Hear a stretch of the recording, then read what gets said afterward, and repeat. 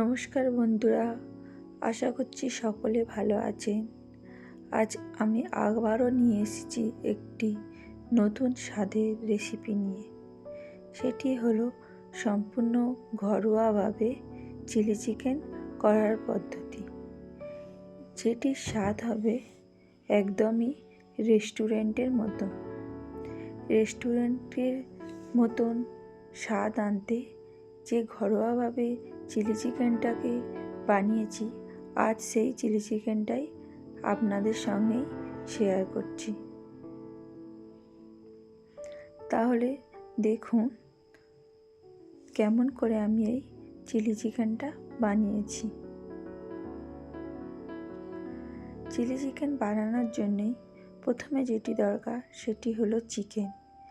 আমি সেই চিকেনটিকে 500 gram chicken নিয়েছি। এখানে সেই চিকেনগুলোকে ছোট ছোট করে কেটে নিয়েছি।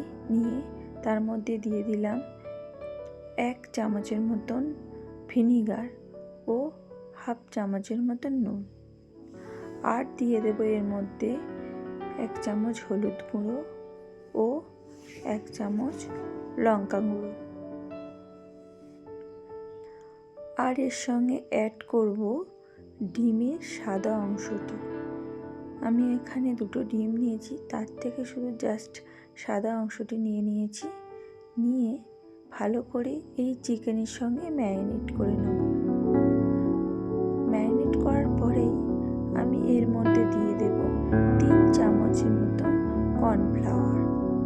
কর্নফ্লাওয়ারটা দিয়ে চিকেনের সঙ্গে ভালো করে মিশিয়ে নেব।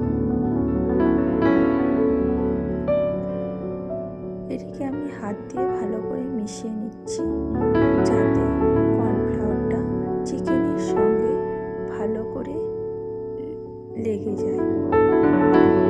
এইবার এইদিকে আমি গ্যাসের ওপর কড়াই চাপিয়ে দিয়েছি।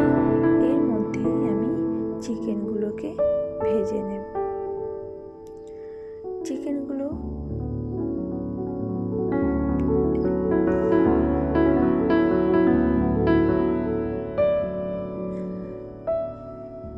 ভেজে নিচ্ছি।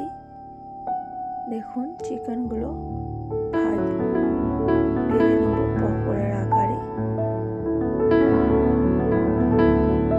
যেহেতু ডিমের সাদা অংশটা দিয়েছি এখানে, তাই চিকেনগুলো খুব সুন্দরভাবে ভাজা হবে, এতে একটি সঙ্গে আরেকটি গায়ে লাগবে না। দেখুন চিকেনগুলো একটার সঙ্গে একটা কোনোভাবেই গায়ে লাগছে না। যদি আমি এখানে ডিমের হলুদ অংশটাও দিতাম, তখন গায়ে লেগে যাওয়ার সম্ভাবনা থাকতো। তাই চিলি চিকেন বানানোর সময় অবশ্যই চেষ্টা করবেন ডিমের শুধু সাদা অংশটি দিতে। এইভাবে আমি সমস্ত চিকেনগুলোকে এরকম পকোড়ার আকারে ভেজে নেব।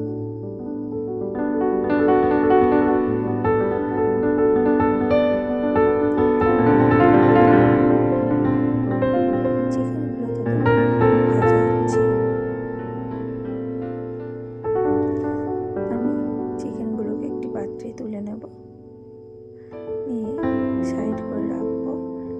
যতগুলো চিকেন আছে সবগুলোই এমন করে ভেজে নেব।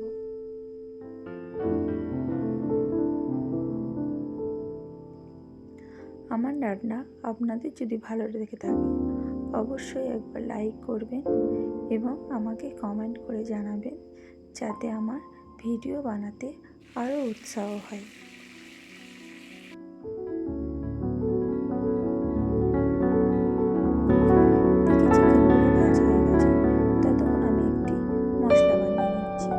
সেটি হলো আমি এখানে একটি বড় সাইজের পেঁয়াজ নিয়েছি ও একটি টমেটো নিয়েছি। মিক্সিং বলে এই টমেটো পেঁয়াজটিকে পেস্ট করে নেব।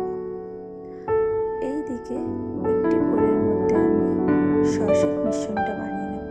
এখানে আমি 2 চামচের মতো নিয়েছি গ্রিন চিলি সস ও 2 চামচের মতো নিলাম রেড চিলি সস, আর নিয়ে নিলাম 2 চামচের মতো সোয়া সস। এই 3 রকমের মিশ্রণকে আমি ভালো করে মিশিয়ে নেব।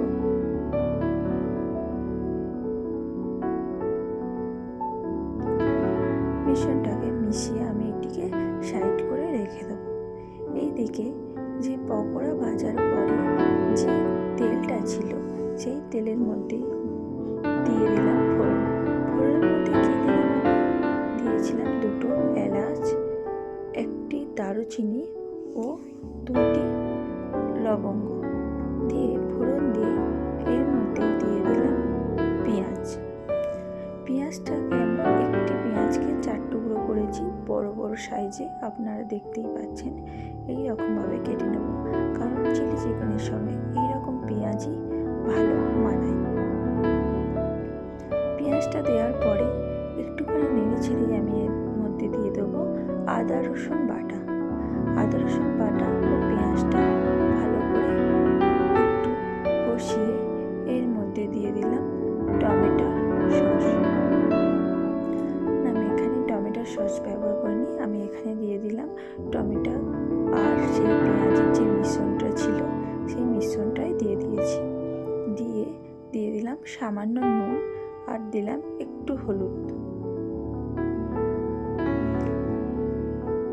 1 চামচ লঙ্কার গুঁড়ো। ঝালটা আপনাদের স্বাদ অনুসারে দেবেন।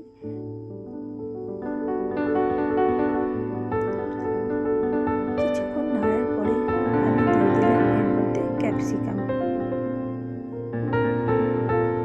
ক্যাপসিকামটা দিয়ে মশলাটাকে কষতে হবে, যাতে মশলাটাও ভালো করে কষা হয়ে যায় এবং ক্যাপসিকামটাও একটু নরম হয়ে আসে।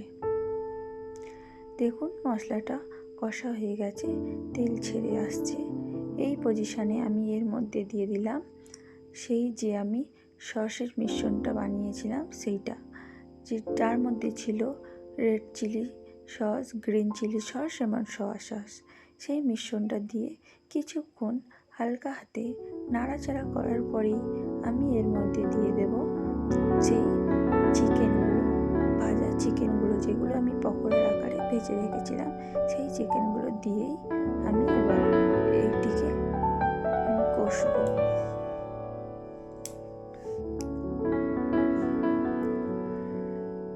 চিকেনগুলো দিয়ে কিছুক্ষণ নাড়াচাড়া করার পরে যখন চিকেন এবং মশলা ভালো করে মিশে যায়, তখন এর মধ্যে আমি দিয়ে দেব টমেটো সস বা টমেটো কেচাপ।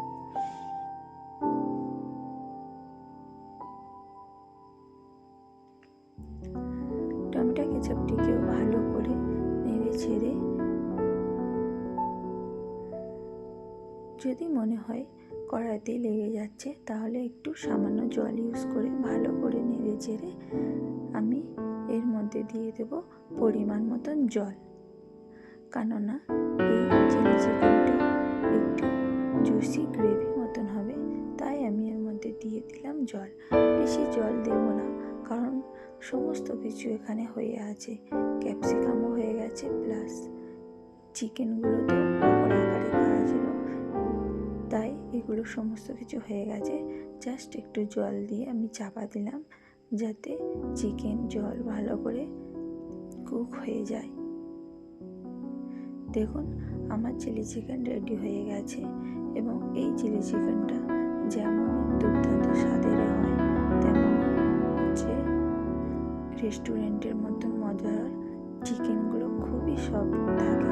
আপনাদেরকে আমি দেখিয়ে দেবো যে চিকেনগুলো কতটা সফট আছে এই চিলি চিকেনের মধ্যে।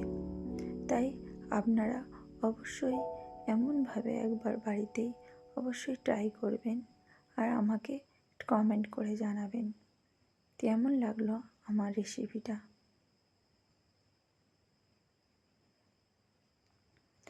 আমি আপনাদেরকে একটি চিকেন হাত দিয়ে ভেঙে দেখিয়ে দিচ্ছি যে কতটা সফট হয়েছে এই চিলি চিকেনের চিকেনগুলো।